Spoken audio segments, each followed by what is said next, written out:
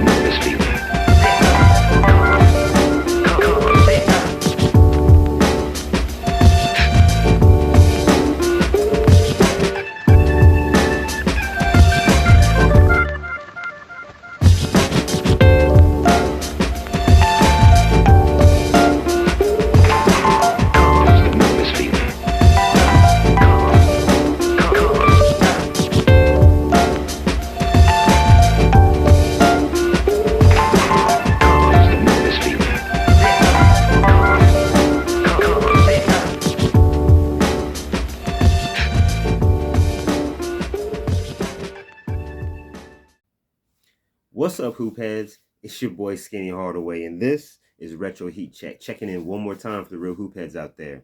And as always, thank you all for your likes, your shares, your subscriptions, your comments, and of course those questions. You guys already know each and every Wednesday you have Q&A with Skinny. Last Wednesday was a huge snafu.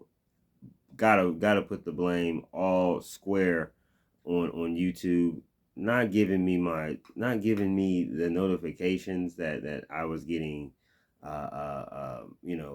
questions being sent to my videos and stuff. So I thought that was a little weird. And lo and behold, after I make the announcement that there's no video, then boom, boom, boom, boom, boom, boom, boom, boom, boom, all these notifications. So tomorrow we will be on time, on schedule.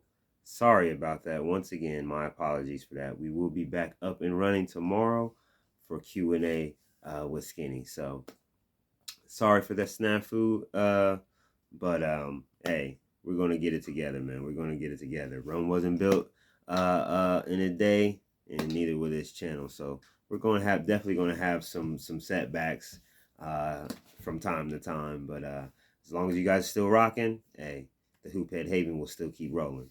So thank you for all that. Thank you for all that. Speaking of thank yous, shout outs, goes out to the squad, man. These are my guys. These are the guys that support me. I support them. Man, we are up against it, man. We're up against a lot. You know, the propaganda, the narratives, the hate, the just the lies, just oh man, just the lack of integrity by a lot of people from the top of the NBA to your local fanboy and everybody in between, media, agents, former players, current players. It is just a big mess. But hey, we're armed with the facts, we're armed with the truth, and when you are armed with those, it's hard to be beat. It's hard to be beat. Can't argue facts. Can't fight facts. Man, gotta give a big shout out to my guys. Sports and Fitness France, Uncommon Sense, Scap Attack, Too Raw for Sports TV, uh, Angry O Hoops, Uncut Hoops, Michael Jordan Fans Are the Best, NNB Sports TV, my twin, Phenomenal Fitness. What up, man? What up? What up? You got Geeky Life Sports Talk, Man Down Sports, Prince Sports, Ticket TV. You got Shekel Storm NBA, The Real Mind Crime. Definitely big shout out to you. You got Kobe Bryant Film Room, Jordan versus LeBron. Big shout outs to you guys. You got NBA Fact Self Research, one of my favorite channels.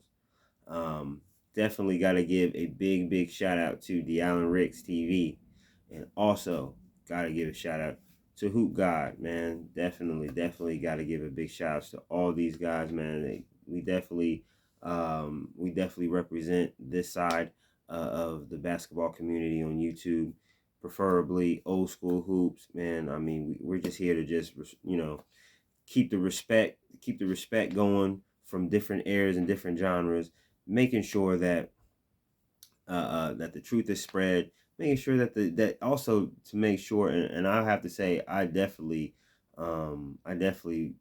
take pride in this, as far as just teaching the young, showing the younger NBA fans that, hey, there was some really good hoop back in the day. A lot of great players, a lot of dynamic players, and not just names, but the games match the names. And definitely I am definitely proud of being able to in my small way touch the younger fans, as far as pause basically reach the younger fans with the content, and I'm definitely appreciative.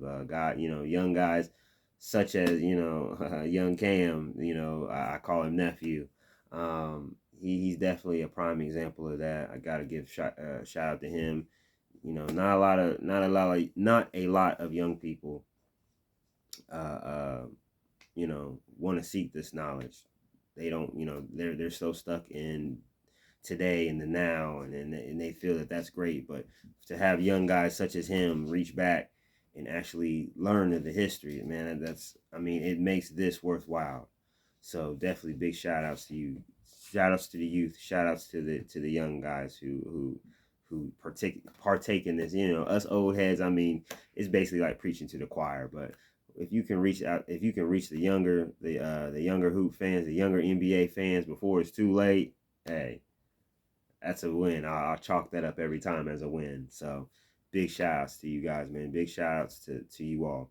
And also, speaking of shout outs, it's time for us to open up them doors and welcome on in the latest hoop head to the Hoop Head Haven, man. And you already know what it is, man. The Hoop Head Haven, a global community of like-minded individuals who have a love and respect and a passion for old school hoops, in particular the 90s era. In my opinion, the greatest era of NBA history, the true golden era of the NBA, the highest height, the zenith. That's where that's our wheelhouse. We show love to the 80s. We show love to the 2000s. We show love to the 70s, and all the way back to the inception in the 50s. We show love. We definitely do that. Man. And you already know, man, there's only one rule in the Hoop Head Haven. If you see a fanboy and they talking reckless, check them. You already know what it is, man. You have my full permission. You're allowed to run wild in the Hoop Head Haven if you see a fanboy, but make sure that you do it within the regulations and community guidelines of YouTube. So make sure you don't do nothing stupid. Let's not make the page hot. All right, we're small enough. We don't need to get nuked out out of the algorithm. You feel me? But needless to say, man, let's welcome in the newest hoop head, man, and it's Conan the librarian, man. Big shout outs to you, Conan, man. Ironically, man, your name reminds me of another legend that we lost earlier as a matter of fact, I believe it was yesterday. Gotta give a big rest in peace shout outs to James Earl Jones, probably one of the greatest actors, not just black not just black actors, not just black American actors, but one of the greatest American actors, period. Famous as the voice of Darth Vader and Mufasa. Also, you know what I'm saying, played in movies such as The Great White Hope, Conan the Barbarian, uh, obviously King Jaffe Joe in Coming to America, one of the greatest comedies of all time. Uh, I mean, he was a man. I mean, the voice was distinct. He definitely had that powerful voice. And definitely he is an icon and definitely will be missed. One of my favorite actors of all time. So hearing that news was definitely a saddening day. But you know, like they say, man, we all have our time here, and the time that you're given, hopefully that you make an impact. So hopefully that's the lesson that you guys take with that. So enough of that, man. Got a big shout out to Conan the Librarian, man. Like I said, love the name, love the name. Welcome to the Hoophead Haven. Run wild on a fanboy if you see it. If you see one, check them. You already know the deal. Speaking of fanboys, you already know fanboys. The contest is still on and popping. Coda. The contest is still on and popping. You feel me? Hey, 1,000-word essay to all you fanboys. If you guys feel that, if you guys love LeBron like the way I think that you guys love LeBron, 1,000-word essay should not be that hard. And you already know what the prize is. A damn near brand new pair of LeBron James 13s. So, hey, and like I said, if you guys aren't familiar, check out the video, the thumbnail with my pup Coda on it. That explains the whole contest. That explains the rules. One of the fanboys the other day made an attempt, but it wasn't long enough. So you basically just wasted your time. I said 1,000 words, period. 1,000 words, not 1,000 letters. 1,000-word essay showing your love to LeBron James. And if it's convincing enough for me, the shoes is yours. No ifs, ands, or buts. This is a serious contest. I'm not playing. But needless to say, man, just check out the channel, man, and you will find out the rules. Check it out. Check it out. You will see, like I said, look for the thumbnail with Coda the pup on there, the young soldier, young Coda. And like I said, it has all of the information that you need inside that video with the rules and everything. So enter in, fanboys, at your own risk. If you really want a pair of sneakers, I'd say, hey, if you want a free pair of sneakers that's damn near brand new, I'd enter. Let's get on to the video, man. Let's get on down to why we are here, man. We are continuing the series Out the East. This is the series basically chronicling Michael Jordan's journey through the playoffs before the ring. So this is young Mike. This is Mike learning the lessons, taking the bumps, the bruises, you know, literally and figuratively, taking the harsh lessons and setbacks that he had to learn, but it also forged him to being the champion that he would soon become just a few years later. But yeah, today's team we're highlighting is the 1986-1987 Boston Celtics. Now the 1985-1986 rendition, considered one of the greatest teams of all time. This team right here, despite the name and despite the fame and despite the fact that they were the best in the East, with a 59-23 record, a 39-2 home record, but they kind of fell off because on the road they were actually 20-21. The first time ever in the Larry Bird era that the Boston Celtics actually had a losing road record. And they were also 15-9 within the division. KC Jones, head coach. They finished once again the Atlantic Division champs. Once again finishing as the Eastern Conference champs, making a return to the NBA Finals, where they lost 4-2 to Magic Johnson and the Showtime Lakers. their bitter rival. You already know how that is. If you're a Hoops fan, you already know. Lakers, Celtics, 80s, some of the best contests in NBA history. Um, the key players of this team, despite, I would have to say, man, the key players, this was the same. It was basically the same key players, the same familiar faces, but um, these guys had to deal with some adversity. They had a lot of injuries throughout. The key players such as Kevin McHale, Robert Parrish, Bill Walton. These guys definitely had some serious injuries, and Larry Bird in the Celtics, like Dennis Johnson, key guys like Rick Carlisle, and Sam Vincent also had to step up and make a way. They had to keep winning, and they did despite that. And by the time McHale and Parrish and all those guys came back, they were ready to make another run to the finals. So the key players for the 1986-1987 Boston Celtics, you already know: Larry Bird, Larry Legend, the greatest small forward in NBA history, bar none. There is no better. There is none higher than Larry Bird. He was the greatest. He is the greatest. Larry Bird, who averaged in the playoffs 27 points per game, 10 boards and 7 assists throughout the season. Larry Bird was he was until he was usurped. He was the reigning MVP, but he did make the All-Star team, and he also was NBA first team. Kevin McHale, the torture chamber, Mr. Minnesota, the second greatest power forward of all time. He was the greatest until Tim Duncan came onto the scene. 21 points a game, 9 boards, 2 assists. Kevin McHale was an NBA All-Star. He also made the NBA first team, and he also made the NBA first team all defense as well.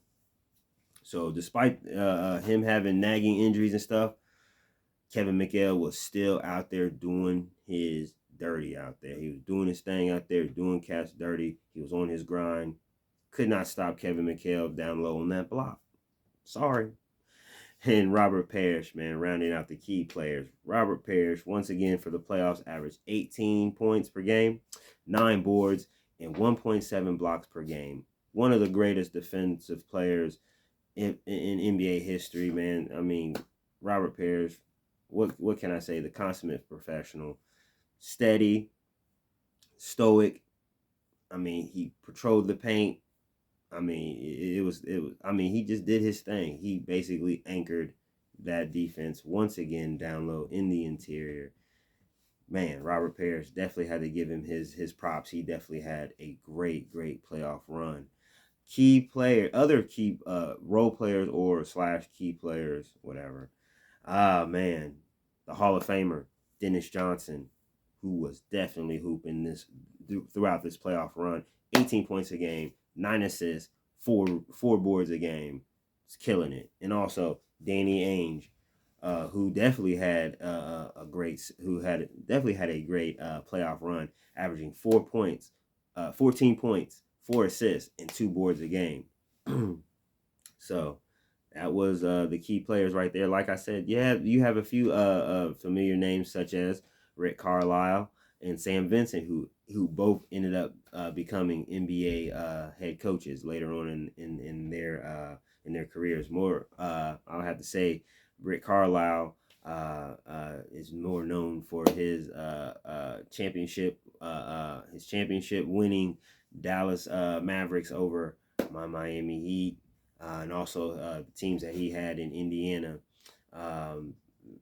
They were some tough teams. Those Rick Carlisle Indiana Pacers teams. Those were definitely some tough teams. So a few notable names as well on this on their roster. Despite the injuries, a sub 500 road record, and the tragic death of first round superstar draft pick Len Bias. Yes, Len Bias was supposed to have been on this team, and Michael Jordan could very have well been going head up with his main rival during his college days. Len Bias being from the University of Maryland, Michael Jordan being from North Carolina, two rivals, two old school rivals of the old school ACC. And these two, when they got together, it was magic. It was a magical duel. You had two high flyers, two extreme competitors. I mean, it was almost like looking in the mirror in a lot of ways, because they were both athletic, both tenacious, both great defenders. It would have been an awesome it would have been an awesome series, and I definitely think that Michael Jordan and the basketball world as a whole missed out on Michael Jordan's greatest rival. Um, I definitely think that Len Bias would have given Michael Jordan a run for his money. Uh, but yeah, yeah. Len Bias, rest in peace, man. That tragic story.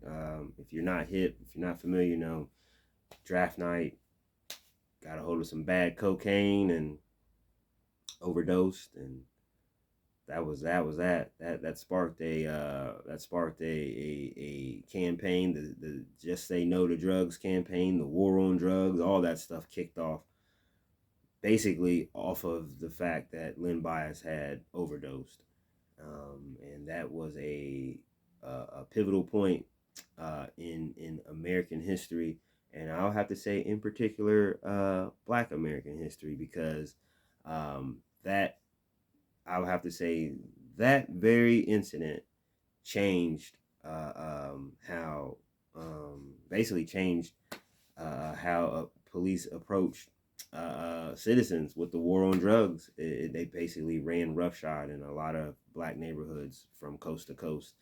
And they used and unfortunately they used Len Bias's death as an excuse to basically ramp up ramp up and basically, I mean, they ran roughshod on in the Black community. But needless to say, I got off on a little tangent, but needless to say, Len Bias, man, that tragedy was definitely a deep one. But despite that, the Celtics reminded of young MJ in an overmatched Chicago Bulls team what a truly connected team was when facing adversity throughout the season, and how to overcome and still win.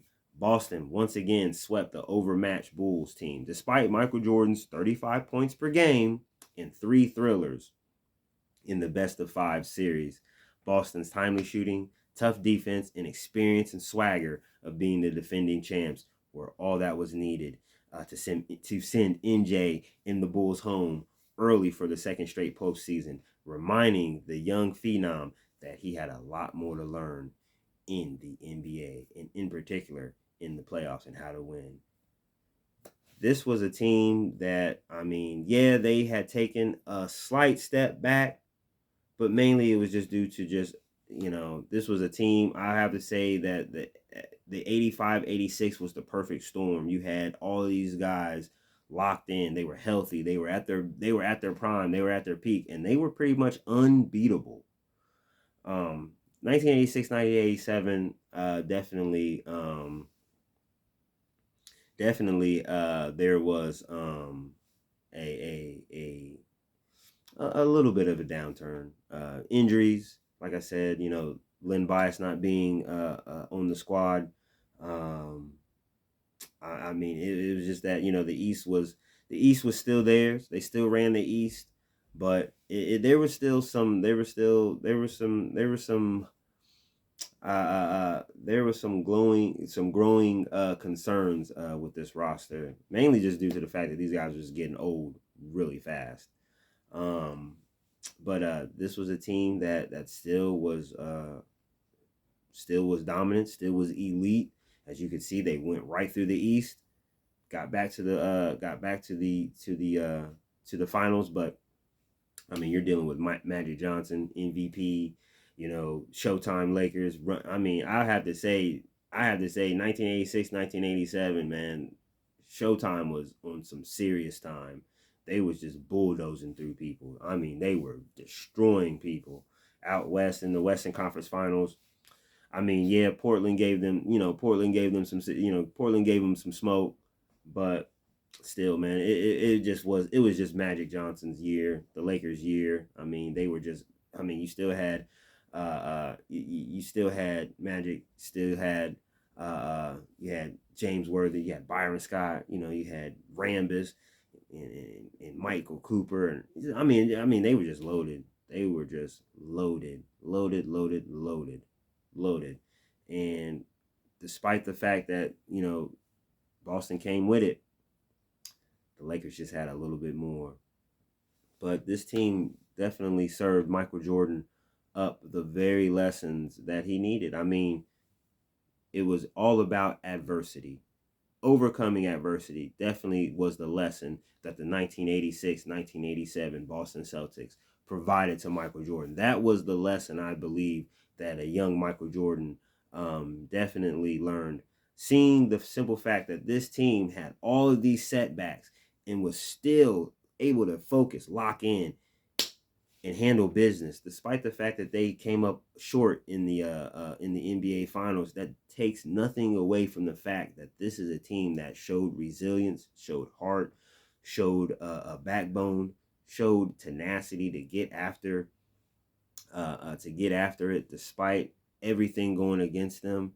These boys, these men, these men definitely provided Michael Jordan with the example that he would definitely need later on. In particular, that 1998 season.